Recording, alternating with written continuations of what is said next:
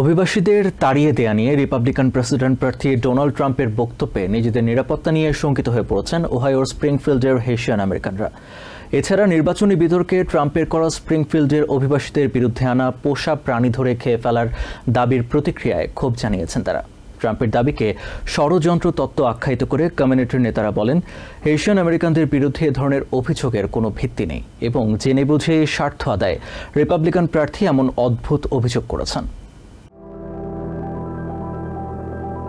ওহাইওর স্প্রিংফিল্ডে প্রায় 15,000 হেইশিয়ান বাস করেন, যাদের বেশিরভাগই বৈধ পথে আমেরিকায় এসেছেন। এই হেইশিয়ানদের নিয়ে নির্বাচনী বিতর্কে অদ্ভুত এক দাবি করেন রিপাবলিকান প্রেসিডেন্ট প্রার্থী ডোনাল্ড ট্রাম্প। কোনো তথ্য প্রমাণ ছাড়াই তিনি বিতর্কে দাবি করেন, স্প্রিংফিল্ডে হেইশিয়ানরা মানুষের পোষা কুকুর বিড়াল হত্যা করে খেয়ে ফেলছে। সাবেক প্রেসিডেন্ট ট্রাম্প সাধারণত অবৈধ অভিবাসীদের দেশ থেকে তাড়িয়ে দেওয়ার হুমকি দিয়ে থাকেন, তবে এবার তাদের বিরুদ্ধে পোষা প্রাণী খেয়ে ফেলার অভিযোগ যেমন আলোচনার জন্ম দিয়েছে, তেমনি উদ্বেগে পড়ে গেছেন স্প্রিংফিল্ডের হেইশিয়ান আমেরিকানরা। স্প্রিংফিল্ডের ক্ষুদ্র ব্যবসায়ী ফিলোমিনি ফিলোস্টিন বলছেন, পোষা প্রাণী ধরে খেয়ে ফেলার মতো মানসিকতা তাদের নেই। ট্রাম্পের এমন দাবির কোনো মানে হয় না বলে মন্তব্য করেন তিনি। এদিকে শুক্রবার ক্যালিফোর্নিয়ায় নিজের গলফ রিসোর্টে এক সংবাদ সম্মেলনে ট্রাম্প আবারও বলেন, প্রেসিডেন্ট নির্বাচিত হলে স্প্রিংফিল্ড হেইশিয়ান মুক্ত করবেন তিনি। ট্রাম্পের এই ঘোষণা হেইশিয়ান আমেরিকানদের উদ্বেগের কারণ হয়ে দাঁড়িয়েছে।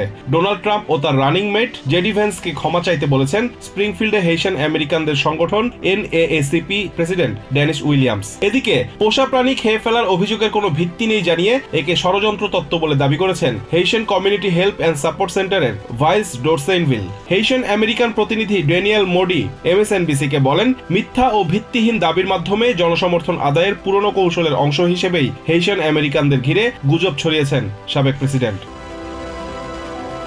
রিজওয়ান কাদের, TVN 24 news desk. New York থেকে সম্প্রচারিত TVN 24 টেলিভিশন বিশ্বজুড়ে বাঙালির কণ্ঠস্বর।